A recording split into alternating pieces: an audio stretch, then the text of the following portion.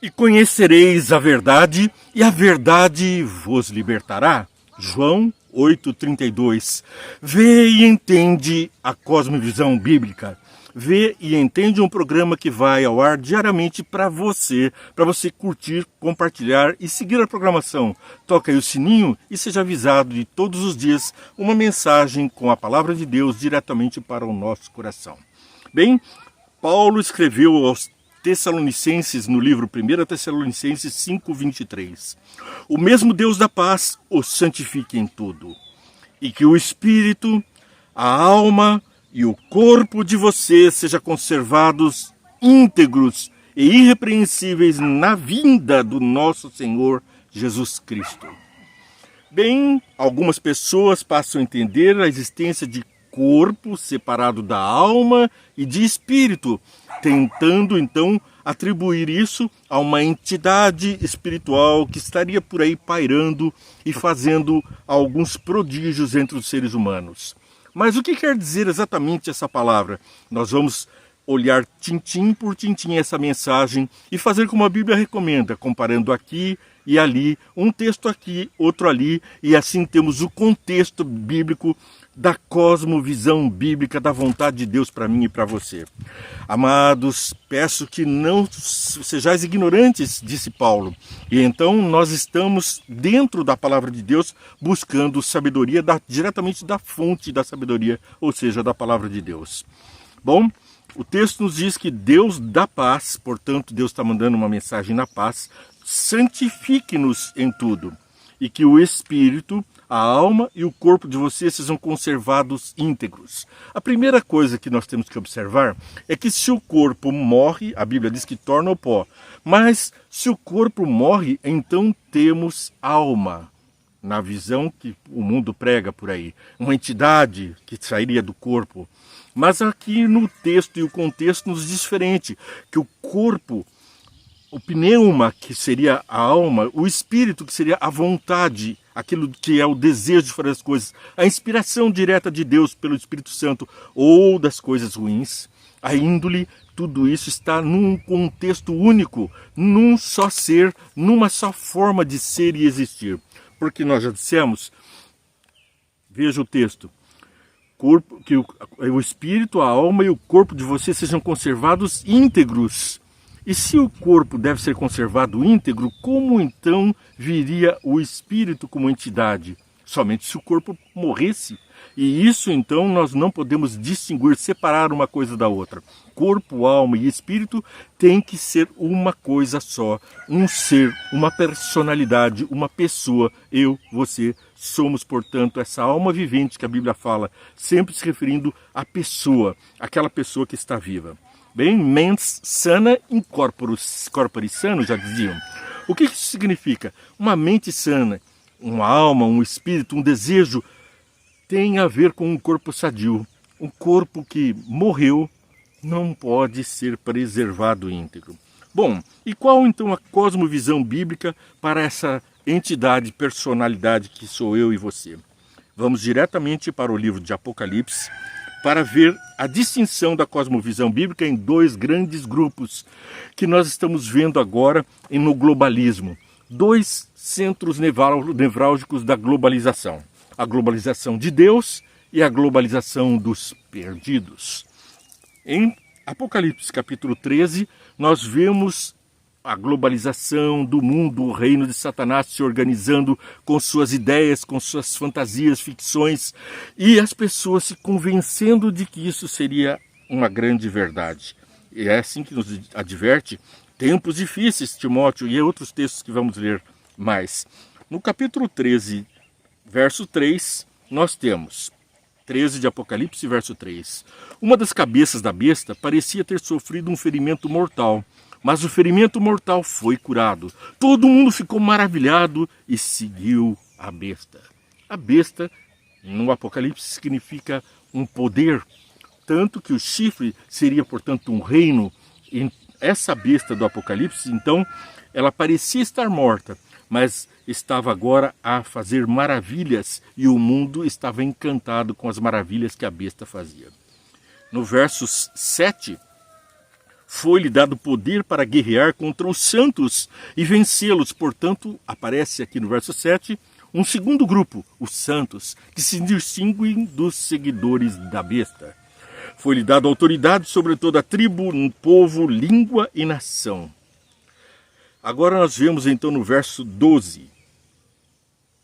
Exercia toda a autoridade da primeira besta em nome dela. Então nós temos aqui uma besta que tinha autoridade de dragão, de Satanás, da outra besta.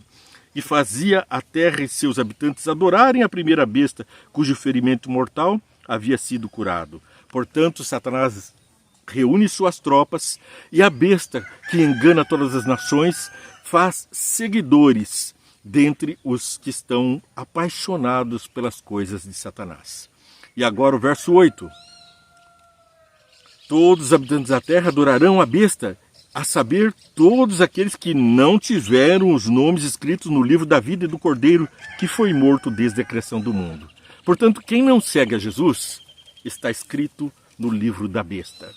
Ou você segue a Jesus e tem então amor a Ele e aos seus mandamentos, obedece por amor, ou você vai estar no reino das trevas de Satanás, na condenação que esses anjos caídos cabem.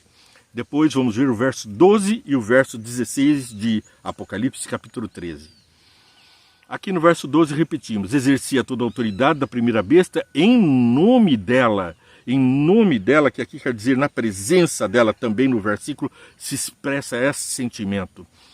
E fazia a terra e seus habitantes adorarem a primeira besta, cujo ferimento mortal havia sido curado.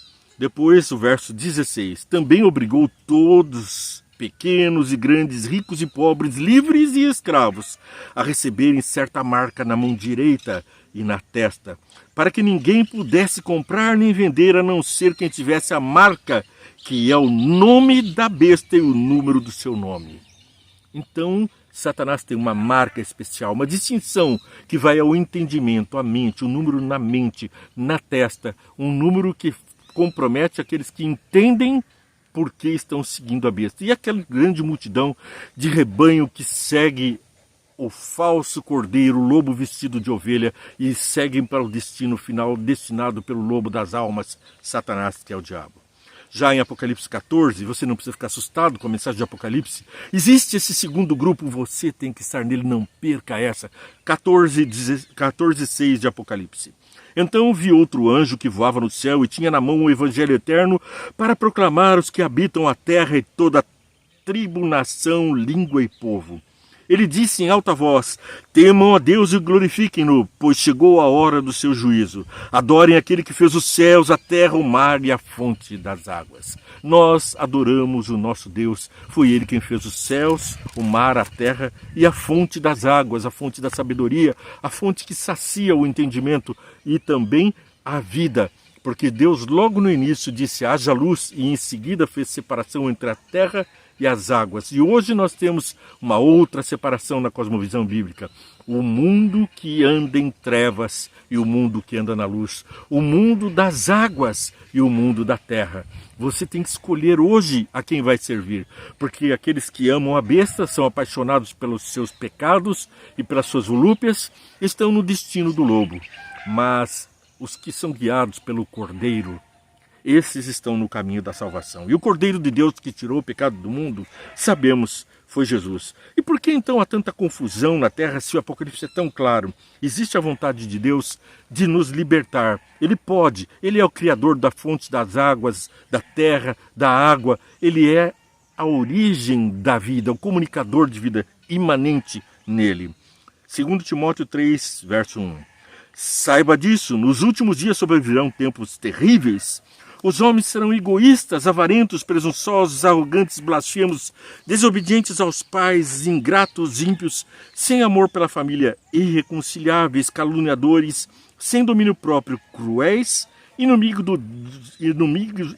do bem, traidores precipitados, soberbos, mais amantes dos prazeres do que amigos de Deus, tendo aparência de piedade, mas negando o seu poder. Afastem-se desses também. São esses os que introduzem pelas casas, conquistam as mulheres instáveis, sobrecarregam-se de pecados, os quais se deixam levar por toda espécie de desejos. Elas estão sempre aprendendo e jamais conseguem chegar ao conhecimento da verdade. Então aqui está a palavra, esclarecendo para nos afastarmos do mundo do pecado, porque estão constantemente na ruindade, cruéis, inimigos do bem. Você está vendo o que Jesus está falando aqui, através de Paulo, que nos últimos tempos seria assim. Você consegue ver alguma similitude com o que está acontecendo ao nosso redor hoje? Com toda certeza estamos vivendo nos últimos tempos. Todos esses sinais estão aí. Por isso, eu digo sempre, o livro de Apocalipse não foi escrito para outras pessoas, senão para você e para mim. Sim, porque começa a revelação de Jesus Cristo aos santos dos últimos dias. Revelação de Deus o Pai através de Jesus Cristo para mim e para você, os santos dos últimos dias. Aqui, bem sinalizados quem são, eu e você. Bom, não irão longe? Verso 9. Porém, como no caso deles, a sua insensatez se tornará evidente a todos. Estamos a ponto de perceber a insensatez desse mundo cruel que conduz as pessoas pelo lobo, por Satanás. Por que as pessoas se deixam enganar, então? Paulo diz aos Efésios, capítulo 4, verso 14. O propósito é que não sejam mais como crianças, levados de um lado para o outro pelas ondas, nem jogados para cá e para lá por todo o vento de doutrina e pela astúcia e esperteza de homens que induzem a erro. Antes, seguindo a verdade em amor, cresçamos em tudo naquele que é a cabeça, Cristo. Portanto, nós temos que seguir Cristo, não homens que dizem fábulas e atribuem essas fábulas ao Gênesis, a outros livros da Bíblia que eles consideram como metáforas, como alegorias, como historinhas que são moralmente aceitáveis. Histórias para entender uma coisa maior, ou seja, uma interpretação que esses lobos mesmos querem trazer. Cuidado com eles, líderes religiosos, falsos cristos, lobos vestidos de ovelha a conduzir o rebanho dos que são criaturas de Deus pelo mundo afora até o despenhadeiro do diabo. Mas você é chamado para seguir o Cordeiro e não as trevas. Andemos nela, e aqui nos diz Timóteo 4, verso 4, distinguindo umas das outras. Antes, porém, que são mesmo as trevas, os enganos dos últimos dias? É preciso que nós contemporizemos isso através de Ellen White, o livro O Grande Conflito, página 489. Que interessante. Por meio de dois grandes erros, ou seja, a imortalidade da alma e a santidade do domingo. Por que santidade do domingo? Porque o domingo afronta o mandamento de Deus que diz: lembra-te do dia do sábado para o santificar. Mas a besta trocará os tempos e a lei, diz o Apocalipse. E Daniel também explica isso, e ele se ocupará disso. E ele vai exatamente trocar o sábado como um dia santo na Bíblia, ordem de Deus para celebrar a sua criação, e lembrarmos que ele estará por voltar para trocar por um domingo, onde o homem se confraterniza com o homem vive com o homem, e toda sorte de orgia e de contaminação ocorre num dia de adoração ao sol. Dies solis, Dominus Dei, dia do Senhor da luz, ou seja, o das trevas, aquele que caiu dos céus e se tornou um mundo em trevas. Pois bem, vamos ver então a quantidade do texto. Satanás aprisionará também através da imortalidade da alma. Por quê? Porque Jesus veio e morreu por mim e por você. Mas o Espiritismo e as suas outras formas de seguidores da mesma doutrina explicam que o homem vai nascer, morrer e se aprimorar até que se aperfeiçoe, fique santo, fique melhor e vá progredindo. E para que é Deus? Para que, se Ele mesmo vai ser Deus? Para que Jesus salvar, se você mesmo tem em você poder para renascer cada vez melhor? Qual o propósito, então, da morte de Cristo? Ele veio para dar exemplo? Mas se você precisa de exemplo, se há um constante aprimorar no mundo dos espíritos, então, esses dois grandes enganos de Satanás, Ellen White adverte no livro Grande Conflito, o seguinte: vamos, aliás, fazer uma série de programas sobre isso no próximo ano. Aqui nós temos, por meio de dois grandes erros, a imortalidade da alma e a santidade do domingo, Satanás aprisionará o povo em sua armadilha. Enquanto o primeiro lança o fundamento do espiritismo, o segundo cria um laço de afinidade com Roma. Roma significa a entidade que governa o mundo através do engano do vinho da Babilônia. É a igreja situada em Roma, por isso a Bíblia se refere a ela como Roma, que traduz exatamente esses dois sentidos, a imortalidade da alma e a guarda de domingo. Duas aviltações aos comandos de Deus. Então vamos agora para distinguir claramente, Paulo nos diz, 2 Timóteo 4, versos 1 até o verso 8. Na presença de Deus e de Cristo Jesus, que há de julgar os vivos e os mortos por sua manifestação e por seu reino, eu exorto solenemente. Preguem a palavra, esteja preparado a tempo e fora do tempo. Repreenda, corrija, exorte com toda paciência e doutrina. Pois virá o tempo em que não suportarão a sã doutrina, a palavra de Deus. Ao contrário, sentindo coceira nos ouvidos, juntarão mestres para si mesmos, segundo seus próprios desejos.